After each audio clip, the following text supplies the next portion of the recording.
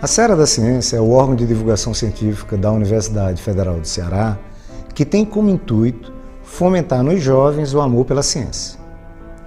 Temos o prazer de apresentar o segundo volume da coleção Santo de Casa, que homenageia personalidades que contribuíram para o desenvolvimento da ciência em nosso estado. Essa coleção divulga o trabalho de homens e mulheres que merecem nossa admiração por suas realizações na pesquisa científica, na formação de novos talentos e na criação de novas tecnologias. Nesse vídeo vamos conhecer um pouco mais acerca da vida do professor Hélio Rola. Francisco Hélio Rola é médico, professor, pesquisador, artista plástico, poeta e ativista social. Nasceu na cidade de Fortaleza em 1936, no dia 18 de outubro, dia em que se comemora o Dia do Médico e Dia do Pintor. É casado com Efímia Memaridor Rola, com quem tem 2 filhos, André e Silvia. Hélio cursou medicina na Universidade Federal do Ceará e foi o primeiro doutor da mesma universidade, formado no programa de doutoramento da Universidade de São Paulo. Realizou pós-doutorado em Nova York e na França, dedicando sua carreira à pesquisa na área de bioquímica e fisiologia gastrointestinal.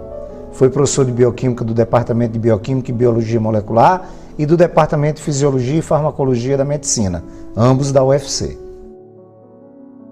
Em reconhecimento a uma vida de contribuições para a pesquisa científica, recebeu o título de professor emérito pela Universidade Federal do Ceará em 2012. Hélio também estudou na Sociedade Cearense de Artes Plásticas, ainda criança, e desenvolveu interesse pela arte, pelo desenho e pela pintura, participando ativamente de movimentos artísticos em Fortaleza. Para nos ajudar a conhecer um pouco mais acerca da vida do professor Hélio, temos hoje aqui o professor Marcos Zale e o professor Armênio Aguiar dos Santos, ambos do Departamento de Fisiologia e Farmacologia da Faculdade de Medicina da UFC e colaboradores do professor Hélio Rola, e o artista plástico Eduardo Eloy, integrante do Grupo Aranha, grupo de pintura mural em Fortaleza na década de 80.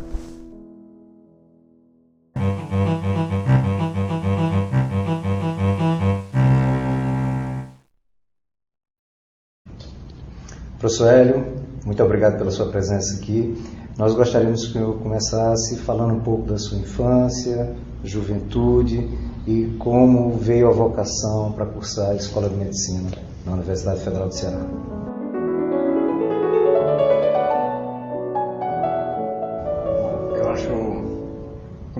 Eu nasci na Rua Marechal Deodoro, perto da universidade, quer dizer, não existia, era na Gentilândia.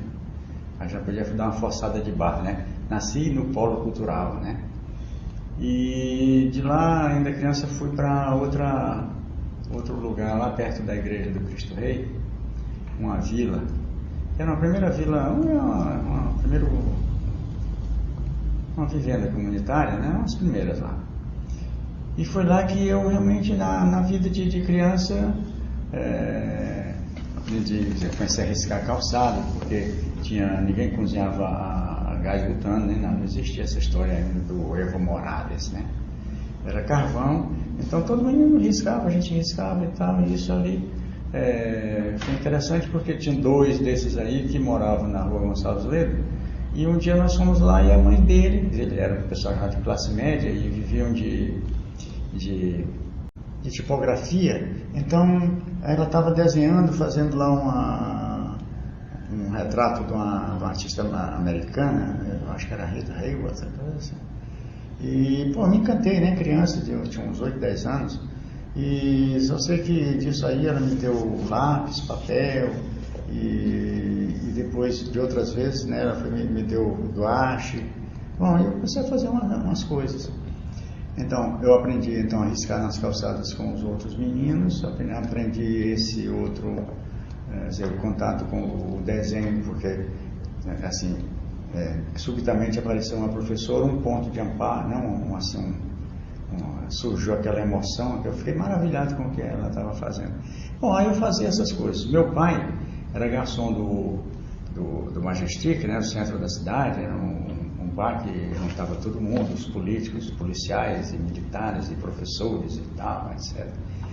E E aqui ali, eu dizia, terça-feira meu pai tinha uma folga e ele levava um deles lá, né, um amigo sempre. Uma vez eu me lembro, o poeta Sidney Neto, ele andava na rua com um hobby grande, uma barba, uma bolsa, era uma figura assim, mas estava lá. E aí meu pai sempre dizia, olha, esse menino desenha também. Aí eu sempre mostrava meus desenhos. E sempre tinha uma apreciação.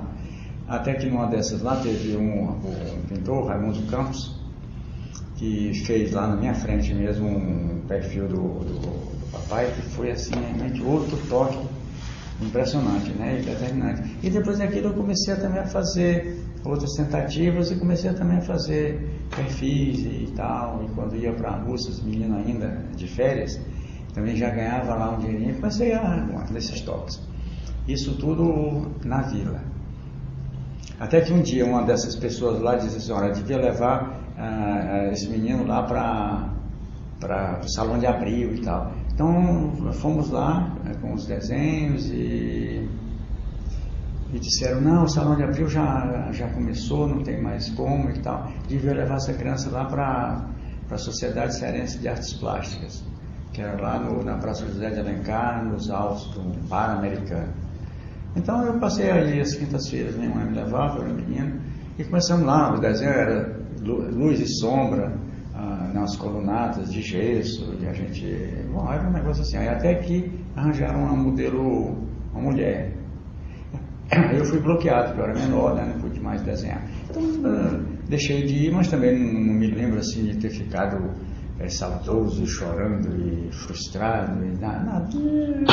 Bom, outra Quem coisa... é que foram seus colegas na época? Pessoal da vila? Não, lá na Escape. Estrigas, Zenon,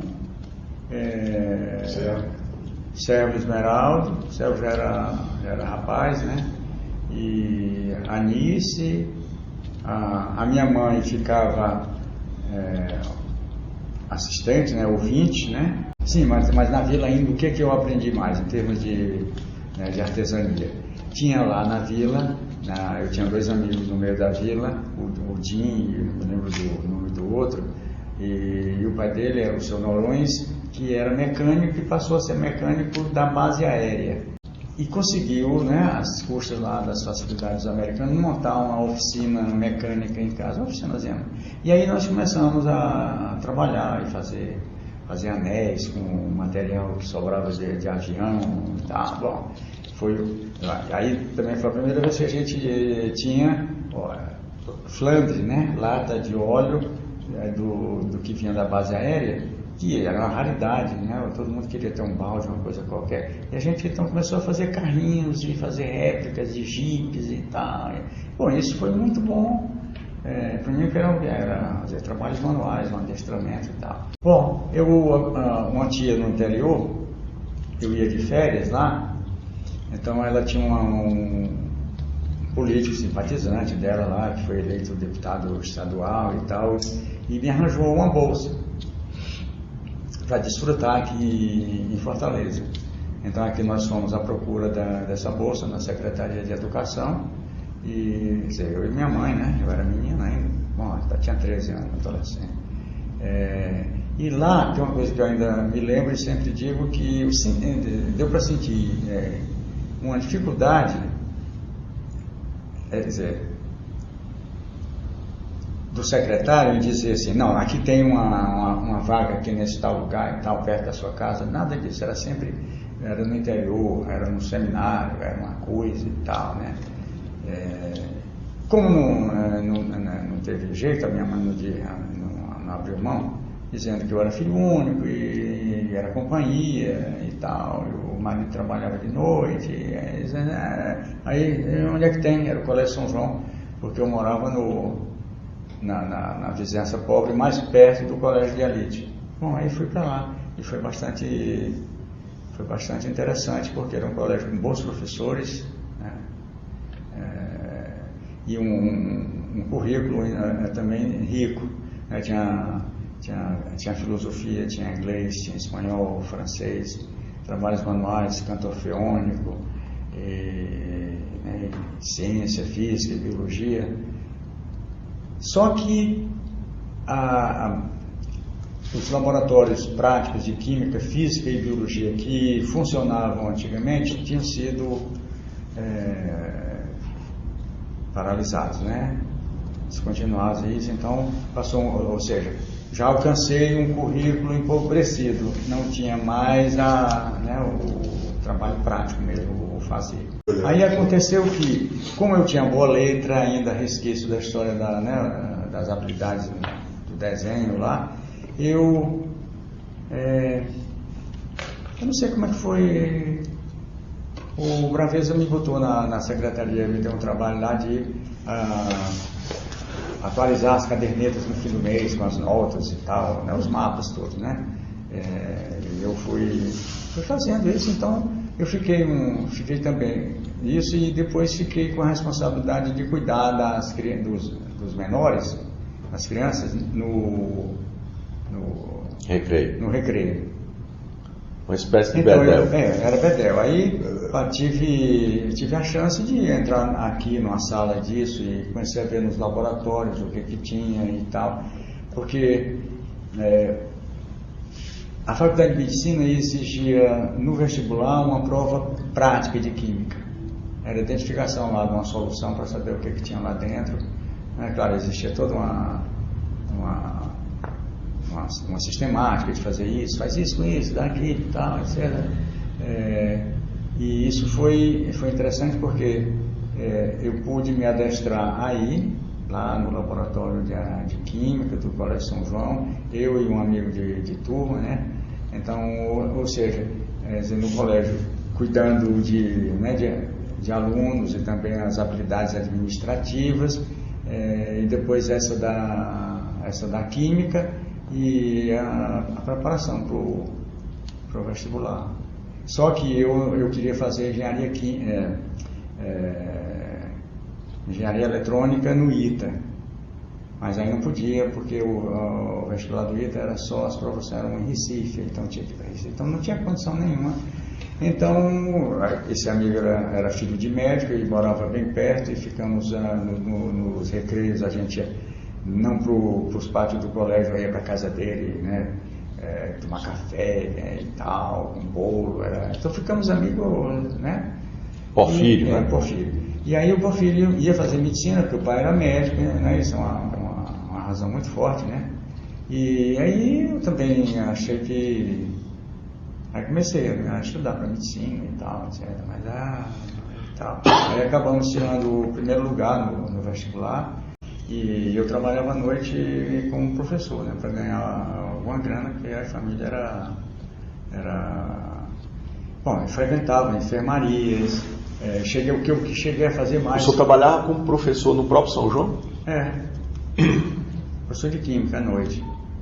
Então, de estudo, né, a revelação da Química foi no próprio São João, mas aí porque contava com os professores Zé Wilson Alencar, né, principalmente Zé Wilson Alencar, que procurava livros mais atualizados e tal, etc. E foi um grande suporte e incentivador.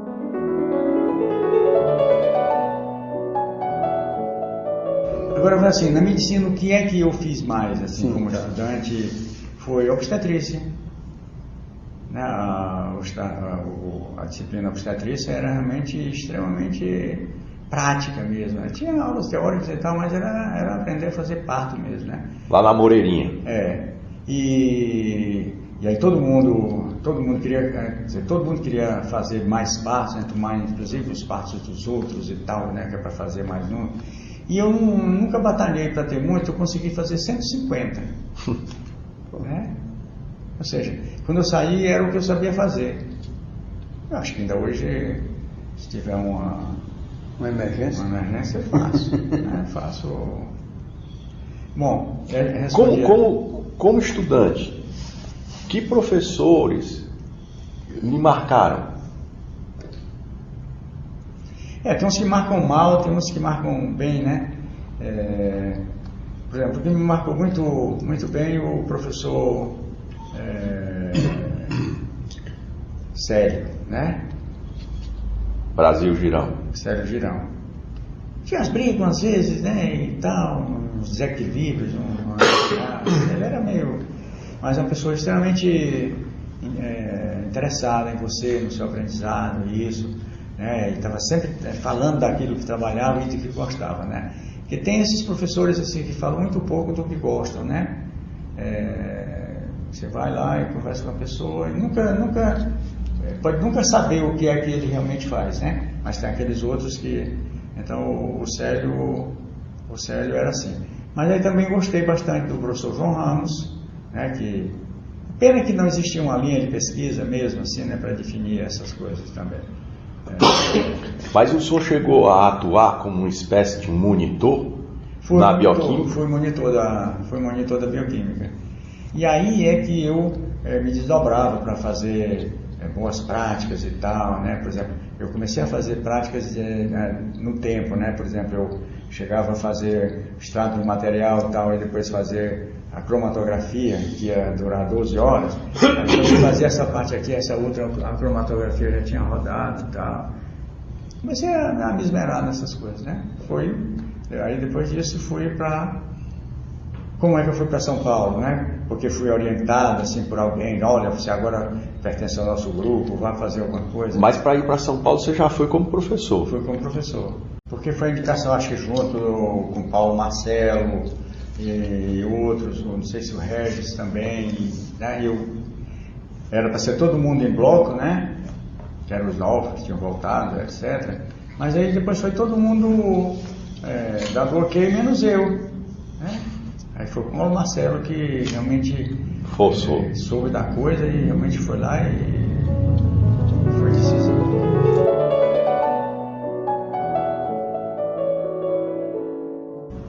A pessoa mais influente aqui, cientista e tal, que a gente se encontrava quase que diariamente, era o professor Manuel Matheus Ventura, da Escola de Agronomia, e depois do Instituto de Química e tal, e que era uma pessoa ligada ao CNPq, mas não ligada a São Paulo, né? Não tinha essa ligação em São Paulo.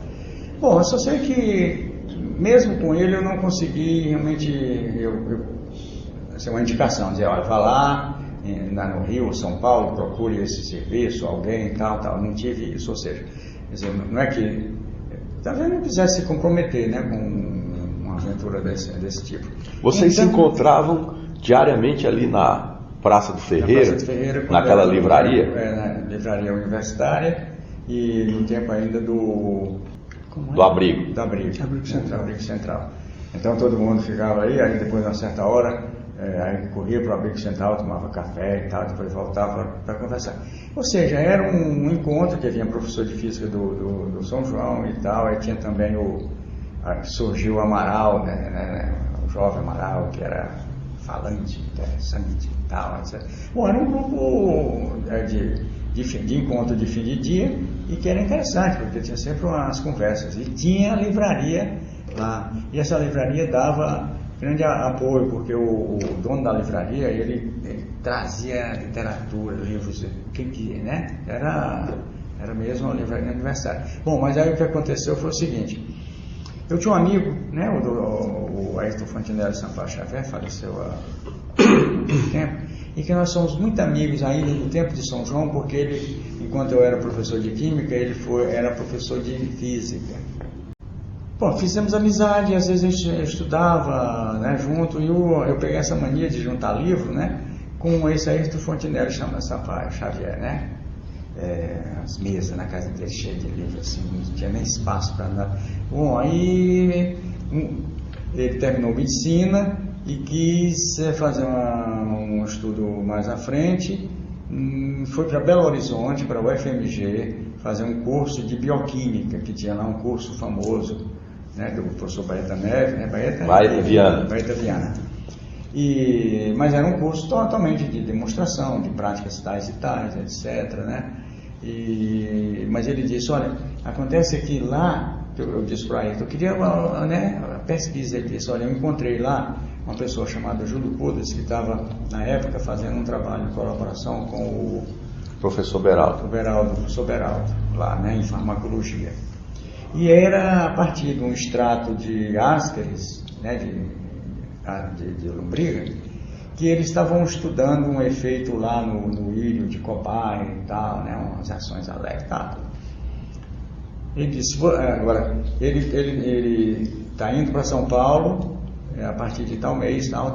Só sei que eu fiz contato depois, fui para São Paulo, né, essa aí eu até contei isso várias vezes, eu juntei a grana e tal, e fui. E lá, pelas conversas que tivemos, fui logo aceito.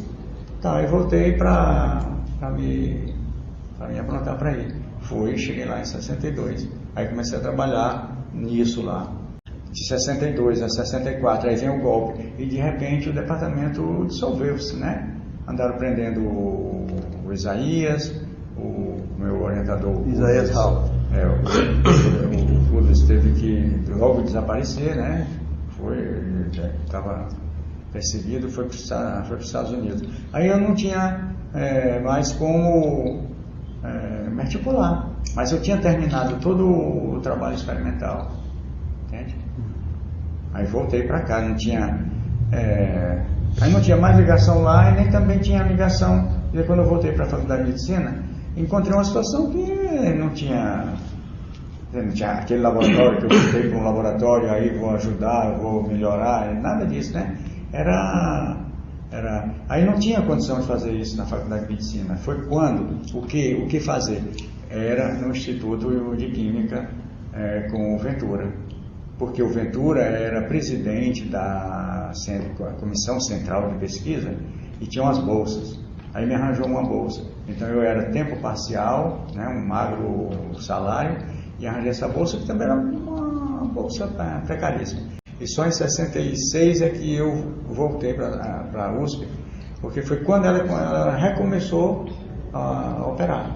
E Hélio, e esse seu doutorado em medicina, consta que você foi um dos primeiros, ou primeiro doutorando ou doutor da universidade ou da faculdade de medicina?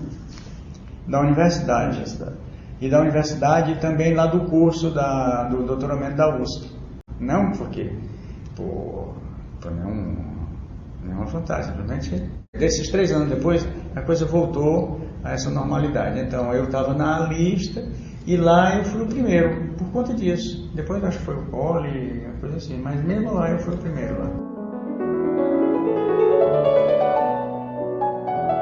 O que aconteceu lá de marcante?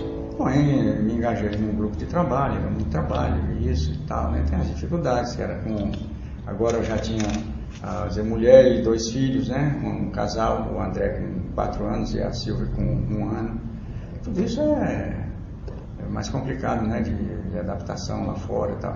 Bom, e aí a carga de trabalho sempre grande, né? E chega num ponto assim que às vezes a carga de trabalho estava tão grande, mas o clima não dá para você chegar e reclamar. Rapaz, tá, né? Porque chegou um ponto em que eu fazia uma preparação que várias pessoas usavam. E eu, dessa preparação, eu usava um pouco. Mas eu fazia isso todo dia e eu passei a não poder mais faltar. Porque ficava todo mundo esperando por mim. Bom, é uma situação que eu comecei a achar que realmente já era, né? Não estava fair, né? Não tinha chance mais. Todo mundo organizava suas mesas, seus papéis, até meio-dia, ia almoçar, e eu ainda estava lá, mas não podia reclamar. Então comecei a ter reflexões assim sobre a natureza do trabalho científico, né? Porque se o cientista disser assim, pô, estou cansado com ele perde ponto na comunidade, se ele estiver fora, assim, no lugar, né? Bom, aí lá o que aconteceu um dia? Um dia eu recebo uma visita de um casal, né? O cara disse, olha, eu sou o Joe Tobin, isso no laboratório, estava lá em pleno trabalho, estava de avental, e ele disse, eu sou o Joe Tobin, pintor, e aqui a minha mulher é Margaret, e nós viemos aqui para ver se você pode nos ajudar com algumas referências sobre bandoleiros, bandidos do Nordeste, tal, Lampião e tal. Em pouco tempo, um tio meu, a pedido meu, mandou lá 2 livrinhos, não sei como é que eles se desenrolaram, né, um livro em português, mas disso surgiu uma amizade, eles ficaram... Como é que eles chegaram até o senhor? Eles chegaram ele como pintor, ele tinha uma amiga pintora que era mulher era esposa do chefe do departamento de genética desse mesmo instituto que eu trabalhava. Então, e ele conhecia esse outro, bom, só sei que a história foi que no jantar falaram e não sei como, e falaram que lá no departamento tal tinha tinha brasileiro, né, que era eu e esse amigo Cólio, e então acharam, um dia procuraram o Cólio disse, não, eu sou do Sul, eu não tenho nada ligado com o Nordeste e tal, então vieram me procurar. Ou seja, foi uma deriva lá no mundo das artes, né, porque a mulher desse chefe do departamento de genética era uma pintora de um certo gabarito em Nova York. Depois que eles receberam os livros, descobrimos que morávamos perto, dava para ir andando, né? Eles moravam na primeira avenida, eu morava perto, dava para uma boa caminhada, mas era legal. E a gente ia aí fomos lá, um jantar oferecido. Bom, é a primeira vez que não era mais aquele tititi dos encontros dos cientistas, né? Nos aniversários disso ou daquilo, aniversário do técnico, ou da técnica, ou do chefe, ou não sei o que lá, onde é só a ciência, só a ciência, só a ciência. Bom, lá, era um quadro aqui, tinha um outro ali e tal. Aí ele começou a falar, olha, na galeria tal se passa um negócio interessante, vai ao museu tal. E tal, bom. Aí depois convidamos em casa e ficamos assim, durante 6 meses nessa amizade, e aqui ali uma retribuição, um jantar e tal. Mas toda vez que eu ia para lá, não se falava ciência, porque tinha essas coisas lá, né, as pinturas e as conversas. 6 meses depois, um dia eu acordo com a vontade de retomar, desenhar, fazer alguma coisa e tal. Telefonei para ele é contragosto, né, que disse, os cientistas não têm tempo, vou perder meu tempo e tal. Eu sei que ele me ajudou a comprar o material. E desde então eu comecei a desenhar e pintar por lá e não mais larguei, né. Mas você chegou aí para o ateliê dele? Aí ele começou a ver umas coisas, aí ele disse, olha, eu vou lhe convidar ao sábado para o meu ateliê. Era na Rua 14, que também era perto, né? Eu dava a pé. E então eu ia para o ateliê dele tinha um cavalete aqui, o outro aqui, um para mim, um para ele. E lá tinha uma mesa armada com um jarro, flores, um prato com frutas e tal, para você fazer umas composições. Depois de um certo tempo, ele disse assim, olha, aqui a gente não produz, não vai mais à frente, né? Ele disse assim, eu sou muito impetuoso e atrapalho. Então procure na Liga do Estudante de Arte de Nova York, lá na Rua 57, tem uma professora chamada Agnes Hart, ela é pintora, né, e bem considerada em Nova York, e tem um ateliê de crianças, mas também para adultos. Aí fui. Todo sábado eu ia para lá, passava a tarde, tudo, só vinha de noite, e fiz amizade com ela. E aí ela ia comigo, eu ia com ela nas galerias, que ela já era useira e vezeira nesse ambiente, né? E a gente tomava lá uns drinks, ela tomava uns, e eu sempre ajudava, levava ela. Bom, e foi muito interessante porque eu fui vendo, conversando com pessoas, né, na galeria, ela me apresentava como que foi me dando corda. Agora, se isso influencia no fazer, é claro que a cabeça abre uma banda, né? Tinha aquela emoção, você ficava pensando, e também o ambiente passa a ficar de certo modo hostil, né? Porque, por exemplo, eu chegava de manhã, tinha dia que eu passava antes do laboratório, passava numa loja lá, então comprava um negócio, chegava com um pacote, o pacote tinha o nome da loja de arte e tal, né? E uma vez eu pus um desenho que eu achei que era legal, eu pus lá perto da centrífuga, aí eu notei que o chefe também... Aí fica bem claro que o que interessa mesmo é aquela produção garantida, né, que você não tenha outra... Mas aí eu me senti também tolhido em outra dimensão, além de exigir mesmo assim trabalho, cada vez mais trabalho, outras coisas não tinham vez, né? E uma que me marcou profundamente mesmo foi o comentário desagradável que ele fez em torno do fato de eu estar lendo o livro, né, que está ditado em português aí, no Brasil, A Dupla Hélice, que é o prêmio Nobel de James Watson, né, de 53, o Francis Crick, ele descrevendo toda a pesquisa do DNA até a configuração da molécula do DNA que deu a eles o prêmio Nobel. Bom, mas aí essa história é contada, aí mostrando como são as interações e as questões éticas, isso, ou antiéticas e tal. E aí também sobressai a relação, a situação de gênero, né, a mulher como é que ela é tratada e tal. Bom, eu fui observando nesse livro aí. Bom, e ele disse que aquilo não era ciência. Ele aí, isso está se referindo a quem? Ao livro do... Não. O Pullman. O Pullman. Foi aí que o senhor pula para o Michio Oishi. Um ano depois. Um ano depois. Quer dizer, que o senhor sai da fosforilação oxidativa e vai para a biologia molecular. A biologia molecular. Porque é o seguinte... Porque esse livro também, o Pullman, era bioquímico da velha guarda. Bioquímico da velha guarda. E a biologia molecular estava nascendo e ganhando importância nos Estados Unidos. Está chamando a atenção, é interessante isso aqui, porque naquela época o establishment do pessoal da bioquímica, né, os grandes nomes da bioquímica e a própria revista, né, Biochemical Journal e tal, passou a ser considerada assim, uma coisa muito establishment e tal, etc.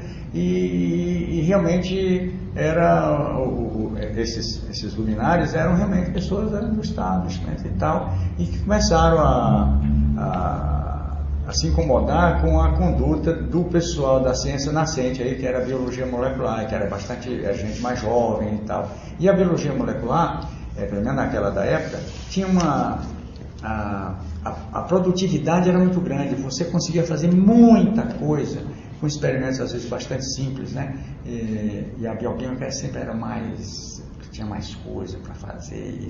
Então isso foi ficando claro. Talvez aí, né, seja uma antipatia do meu chefe da bioquímica contra um nascente grupo de cientistas jovens, porque esses cientistas também eles eram militantes políticos, né? Porque na época eram barbados, enquanto que a bioquímica antiga era a turma mais de direita e a biologia molecular mais de esquerda.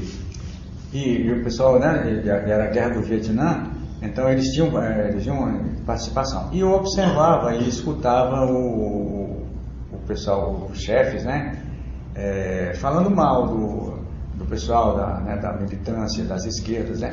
Mas o laboratório era fervente, produzia bastante, né? A biologia molecular trouxe um nível de produtividade do trabalho, né? Pela própria natureza dos métodos, que também multiplicou por 3 ou 4 a velocidade do que se fazia na bioquímica, né? Porque na bioquímica tinha uma história assim, não, eu fico satisfeito se eu publico um trabalho em 2 ou 3 anos, mais um trabalho e tal. Não, a biologia molecular passou a ser mesmo assim, para notas e isso, né? Faz uma fábrica. Era um negócio desse. E tinha essa ligação. Eu também, bom, aí essa advertência do chefe em relação a isso me fez eu tomar uma atitude. Eu comprei um livro extra, botei lá em cima da centrífuga, e um caderno e um lápis, uma caneta lá, não lembro, será? Bom, e o laboratório era muito visitado. Lá os laboratórios tem umas pessoas sempre visitam e tal, né? Do próprio instituto, porque era um prédio de 13 andares, então tem sempre as visitas de colegas que vão às vezes quebrar um galho lá, saber como é que está, né? Que quebra uma...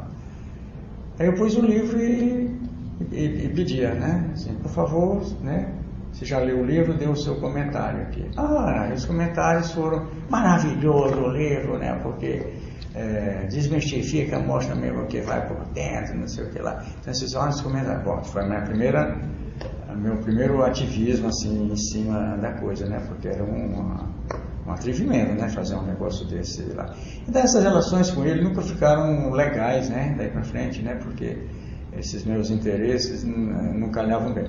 E eu tinha 2 anos com ele, não estava mais a fim de passar o terceiro, né? Então tinha um casal um casal de paulistas, né? O Francisco Algoni da Nóbrega, né, que tinha vindo já do Isaías. Quer dizer, quando eu saí lá, ele estava se formando. E daí a mulher dele, que ela tinha feito engenharia. Marina. E aí eles estavam lá nesse laboratório da biologia molecular com esse japonês. Então, nas conversas, eu acabei ficando mais um ano nesse japonês. Foi extremamente interessante porque, bom, o pico de trabalho era muito grande, mas existia uma outra... Tinha um clima diferente, né? Apesar do japonês só pensar no trabalho mesmo, né? Tal. Mas era um clima porque você sentia que o trabalho rendia. Então, você fazia um experimento hoje aqui, mas amanhã, né? Daqui a pouco tinha um quadro, né? Pô, na bioquímica tinha que passar anos, aquela história.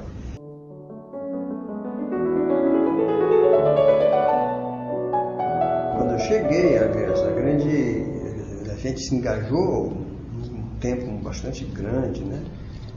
Do seu tempo foi tomado com as suas preocupações com o ensino de bioquímica, né? Foi aí que a gente foi criando o laboratório, que começou a chamar de Biogeca. Mas Marcos, como foi que o Hélio, na medicina, se encontrou com você? Pois foi bom, na verdade foi antes de eu ir fazer o mestrado, né, em Pernambuco e na USP lá, porque eu trabalhava no hospital de Messejana, né, fazia exames bioquímicos e tal. E um belo dia,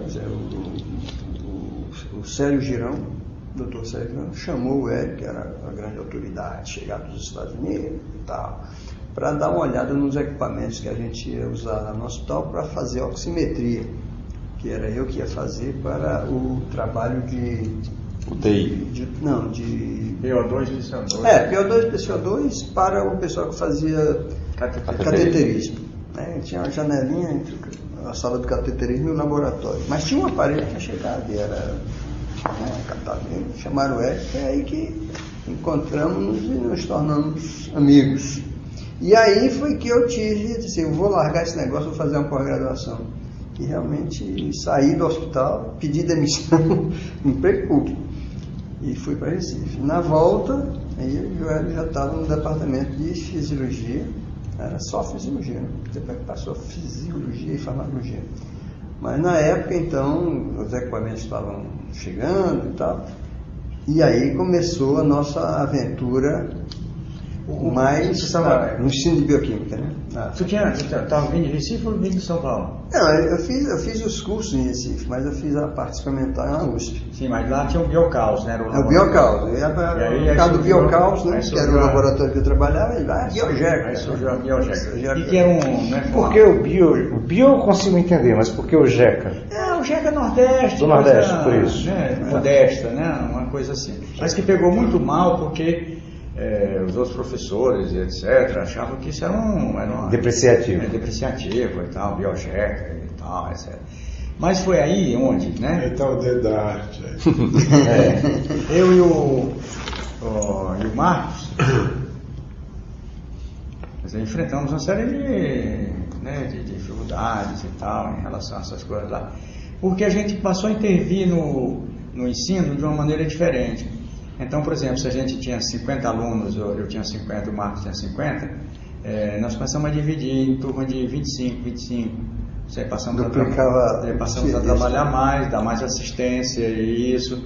E todo esse trabalho terminava sempre na escritura por grupos de uma monografia sobre determinado tema que a gente predeterminava. E isso criou uma dificuldade, né? Porque também começamos a ver tentar a autoavaliação, tirar os alunos, principalmente alunas, né? Assim, dessa dificuldade de expressão e tal, porque eu comecei a observar que lá tudo de bom era para os estudantes de medicina, e se fosse estudante de farmácia não era, né?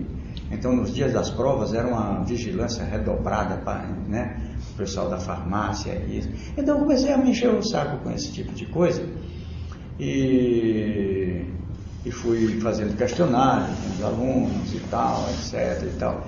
E na época chamei de pedagogia do medo, como sendo a nossa forma, né, operação pedagógica principal mesmo, que era isso, de um trabalho de intimidação, isso, de submissão e tal, etc. Né, bastante policialeza. E nós nos posicionamos numa outra, e com isso passamos a ter bastante dificuldade, né? Aí passa a ser mal visto também, aí passava a ser visto também num contexto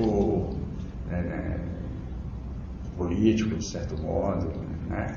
Mas eu acho que a grande contribuição nesse momento é que a gente, quer dizer, uma parte muito do Hélio, essa história de perguntar o que é que tem de bioquímica em determinadas doenças. O que significa que os meninos tinham uma dificuldade muito grande para fazer, porque não existia livro com essa abordagem, né? E aí, hoje é o que bioquímica médica é o nome dos livros, mas naquela época não existia. Quer dizer, quando a gente diz assim, o que é que tem de bioquímica em câncer? E aí eles tinham que se virar, porque o câncer tinha muitos cânceres. E aqui e lá tinha uma bioquímica do câncer, né, isoladinha ali. O que é que tem de bioquímica na diarreia? Tinha que procurar. No mundo sem internet. No mundo sem internet. E eu acho que essa foi a coisa mais interessante, porque hoje em dia está provado que realmente é uma abordagem maravilhosa. E aí também naquela época foi pioneira. Quando a nossa pós-graduação iniciou, foi iniciado com uma especialização em fisiofarmacologia. E aí a gente foi da bioquímica e o Hélio teve a ideia, um livro muito famoso, legal, do livro do Asimov, a Enciclopédia Biográfica da Ciência. E aí a gente começou a estudar esse negócio e assim, pegava por exemplo, o Krebs. Aí, havia ouvido, foi o que o Krebs fez isso. Ele trabalhou com quem? Foi estudante de quem? Do Warburg. O Warburg que foi colega do Meyerhoff e tal. Estava todo mundo interligado, quer dizer, quem era prêmio Nobel sempre vinha de um orientador prêmio Nobel, né? Chegamos a essa estatística muito, assim, clara, né? De que realmente... Mas isso já é uma forma de divulgação científica na década de 70. E a gente pegou, baseado num cara de divulgação científica, né? E aí também abrimos para a expressão, quem vinha com poesia, quem vinha com teatro e tal, foi uma abertura. E tudo isso gerava dificuldade para nós, né? Porque passávamos a ser vistos assim, como baderneiros e tal. E naquela época, quer dizer, um fascismo existia, né? Então essas coisas, essas novidades, e a gente era assim, uma espécie de desacralização da ciência, da coisa séria e tal. Com um pequeno auxílio da Funarte, comprei tintas e tal, então fazia esses grupos, né, que tinha, ou escrevia, ou fazia teatro, ou fazia isso, ou pintava um painel, que era um fluxograma sobre coisas da fisiologia, da bioquímica e tal, e que no final valia nota.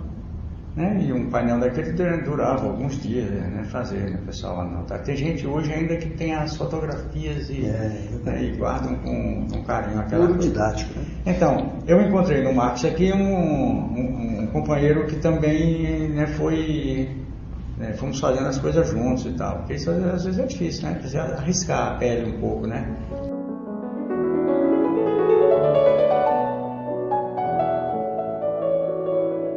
Naquela época, houve um movimento através do Coffee Cube, né, que era um projeto, programa Carlos Coffee Cube e tal, que era para a França. Bom, eu sabia que tinha um Pudus na França, então naquela época eu escrevi para ele lá e tal, dei uma ideia da minha vida, como é que estava, etc. E ficou certo de que ele me aceitaria. Isso é final da década de 70, começo da década de 80. 79, por aí. 79 eu fui para a Inglaterra. Então você foi depois, né? Não, você foi mais ou menos. Exatamente. 79, final de 79 para 80. Colocar na linha. Aí, lá eu cheguei, fui para Paris 11, trabalhar nesse grupo, o grupo tinha umas 7 ou 8 pessoas, e havia uma grande dificuldade de relação lá, porque o chefe tinha mudado de tema. O laboratório vivia há anos produzindo tranquilamente, todo mundo produzia seus papers e tal, né? Porque o laboratório fica estradeiro, né? Era a expressão do Capelo, né? Ficava estradeiro. Então todo mundo, mas o chefe, né? Queria fazer um projeto em biologia mesmo e tal. E aí começou a estudar o desenvolvimento de um citoesqueleto em ovo de ouriço do mar, ativado artificialmente e tal. Bom, mas isso eram os primeiros experimentos e num domínio de profunda competição americana, né? E que o pessoal do laboratório todo refugou essa mudança assim antidemocrática e tal de fazer. Mas o chefe foi fazendo na marra, contratou uma técnica e ela trabalhava e tal. E o laboratório ficou dividido. Tinha gente que não trabalhava nesse tema porque não se metia. Bom, nessa dificuldade toda, sobrou para mim a seguinte coisa: eu passei a trabalhar tanto num tema quanto no outro. Simplesmente por questão de oportunidade de mão de obra. Tinha tal, etc. Que o fulano no tal estava fazendo outra coisa. Então, mas foi daí que eu procurei a Sorbonne, né, porque eu já tinha os interesses da história, filosofia da ciência e tal. Então fui na Sorbonne procurar lá, porque a minha mulher foi também procurar lá e acabou conseguindo lá um encaminhamento, né, para fazer sociologia e tal. E eu encontrei esse Michel Serres, né, que ainda está vivo, 80 e tantos anos, aí é filósofo de ciência e tal, ele também é professor de Stanford, né, desde muito tempo, e é membro da Academia francesa. Bom, eu assisti durante 2 anos aquilo, e aquilo me levou, e etc. E eu acho que foi uma parte extremamente interessante, entre aquela dificuldade toda mesmo que era o laboratório, né, e tal, o grupo em litígios, uma série de coisas. De repente eu estava num outro lugar, né, com outras reflexões e tal. Bom, e foi nesse clima. Bom, lá também encontrei o negócio das artes. Já com essa mania de artista e tal. Já fazendo alguma produção. É claro que eu não ia, cheguei lá, já ia intencionado procurar as coisas, aprender o material, né, a nomenclatura de material. Então, em Paris eu me dividi, né, me dividi em 3 coisas aí. No trabalho experimental, nas palestras do filósofo e de fazer alguma coisa da arte, né? E aí eu falei que inclusive consegui organizar uma exposição dos pintores do Pirambu, porque eu levei todo o material numa caixa grande e tal, etc. E para isso eu tive a ajuda desse Alain Posier, que um dia, antes de eu vir embora, ele possibilitou uma exposição minha no Centro Cultural da região parisiense lá.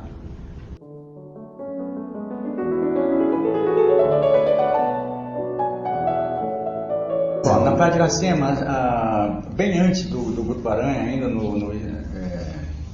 nos 70 e tantos lá, tinha um lixo na minha esquina lá na Potiguaras com Tremembés, né? Tinha um terreno baldio, que depois chegou a ser escritório de advocacia, mas antes disso era um lixo incontrolável, uma quina, né? Uma esquina de lixão. Então eu comecei a pintar, modestamente ainda, umas coisas ali para chamar a atenção. E fui abrindo assim, fim de semana eu juntava as tintas e algumas pessoas ajudavam, faziam alguma coisa. Então aí eu tive o que eu chamei o Sérgio Pinheiro nesse início, aí eu não sei se contigo também, foi depois. Então, a coisa seminal mesmo assim da pintura mural foi lá na Praia de Iracema, e a intenção era, com isso, chamar a atenção, né, do inoportuno lixão permanente que estava lá. Né? Agora, aí, anos depois, nos anos 80, foi que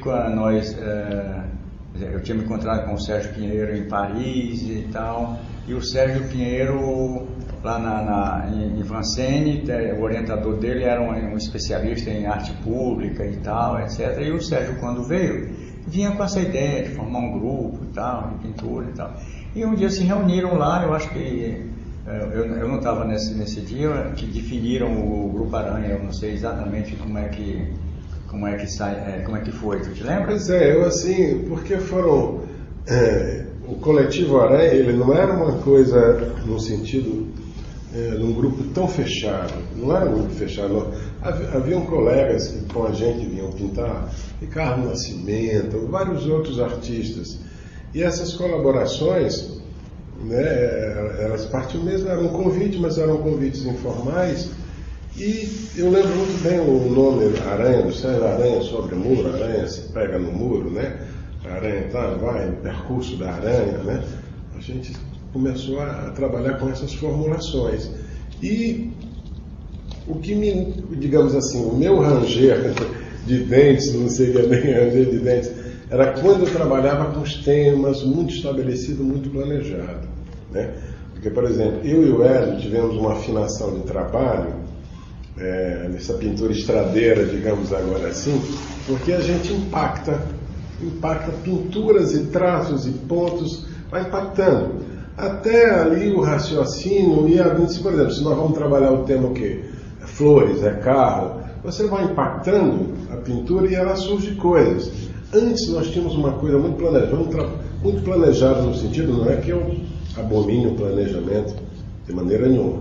Nesse fazer também que tivemos, que eu tive bem perto dela, nós também temos esse planejamento. Mas esse planejamento ele vem através de uma experiência. Experiência essa também que eram as representações que se faziam, os desenhos de temas, faziam as temáticas e a gente ia fazendo os desenhos, né, nos muros, né, na pintura mural. E depois a gente chegou, até brincou, né? Vamos fazer um arrastão, vamos fazer uma coisa. Eu me lembro quando a questão do pirata, barco, né? Nós ainda pintamos lá, nós começamos a fazer uma integração, aproximar essas massas de pintura de um do outro. Então foi aí que essa interseção, esse compartilhamento, ele aconteceu. Alguns se sentiram, né, subtraídos da sua autonomia ou da sua expressão, o que eu acho que não houve. Só numa linha de tempo aqui, isso é década de 90. Sim, de 80 para 90. 80 para 90. 80 para 90. E aí a coisa foi, como começamos a pintar mais na Praia de Iracema, então é claro que foi surgindo uma temática assim, anti-poluição sonora e anti o que estava acontecendo. Exatamente. Eu me lembro que teve um desses painéis aí, em que o Casani fez lá uma coisa e tinha não ao assalto, uma coisa assim. Tinha, exatamente. Então já era um prenúncio de delineamento assim do que estava acontecendo na Praia de Iracema e tal. Esse painel, foi aquela pintura ali na bodega daquele cara ali pertinho do ferro de engomar. Essa pintura que a gente alegórica. Essa daí foi por trás da atual delegacia do turismo. Sei. Houve o da Constituinte na leste-oeste. Um grande estirão de muro, né? Que nós fizemos no tempo. Na Praia da Coel. O que o Eloy falou aqui sobre a pintura é que quando nós iniciamos, cada um pintava o seu negócio no seu espaço. É como tem ali mais ou menos aqui na 13 de maio, perto da UFC, né, do Malc por ali. Geralmente um artista fica com um determinado tanto, outro tanto. Nós começamos assim. E depois começamos a pintar também num tema de alguém. E aí depois evoluímos para essa de sair pintando mesmo e interferindo. Perdura ainda hoje? Essa atividade. Sim, no último que fizemos teve até uma briga. Dessa aí, sim, a última que fizemos foi que ano? No BNB. Então o Grupo Aranha foi recrutado, né, depois de anos de mobilidade, né, com a maioria dos seus participantes, né, antigos, no BNB. Construíram um muro, né? Fizeram um muro, construíram um muro para a gente pintar, né, para dar uma ideia no meio da rua. Mas era com o contrato de que depois da pintura, depois de um certo tempo, o muro seria removido. Demolido, era construção e demolição. A gente pintou, aí tem o registro da pintura e tem o registro da demolição.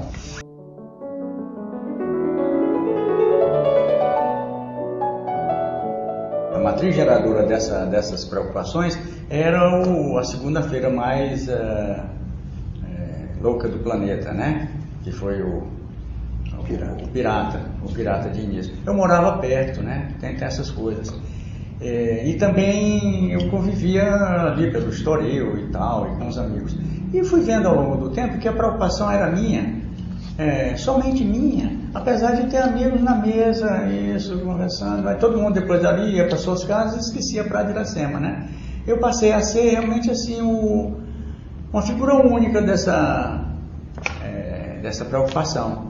Aí o pirata me achou, me pôs como Cristo, né? Então qualquer coisa que eu dizia, o jornal O Povo no outro dia dava espaço para o pirata dizer qualquer coisa, reiterar. E foi lá nesse ativismo, nessas participações aí, que eu fui vendo a dificuldade de qualquer movimento reivindicatório dessa natureza, de ordem ambiental, porque não contávamos com a mídia, né?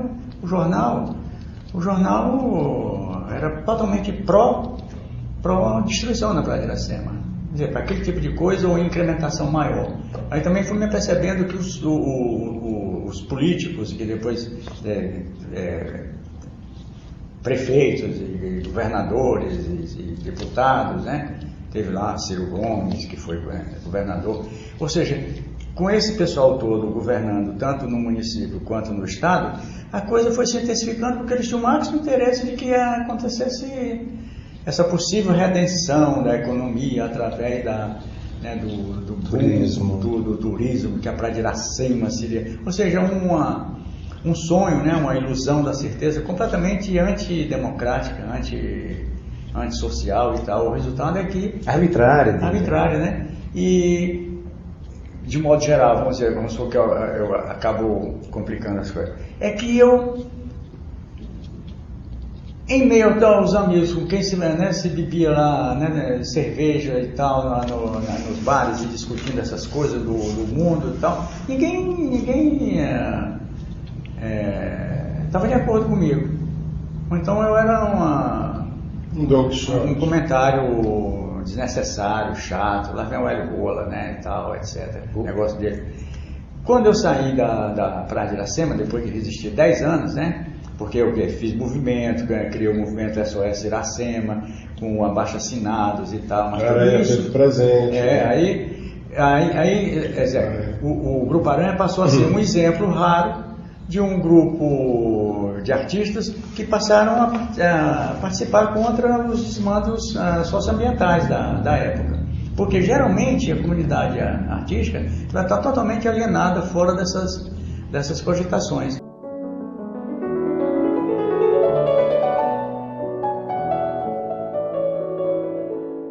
Eu acho que pelo fato de ser alguém chamar alguém de emérito, né, vai esperar dele realmente comentários ou ações que sejam doutas, etc. Né? Passa a ser uma responsabilidade maior ser rotulado de emérito, né? Porque imagina o caso assim, só emérito imbecil, né? Você pode ser também um emérito. Agora, em termos de pessoal assim de orgulho, é claro que na emoção de pertencimento você sentir que existe, né, na academia em que você batalhou a vida inteira, tem um acolhimento por parte, reconhecimento, né? Eu também comentei lá que eu fiquei surpreso porque que eu, né, recebi esse título de emérito, se eu não sou o tipo de pessoa do acadêmico que trabalhou num assunto só e floresceu a vida inteira e se aprofundou naquilo lá, né? Eu tenho essa minha dificuldade, né? Ou seja, eu não perdi em cada momento em que eu tive que refazer alguma coisa a ideia de ir para frente, né? E se eu deixei um tema para o outro, é que eu também começo a achar, né, e seguir as observações do Maturana aqui na ciência, qualquer tema é importante.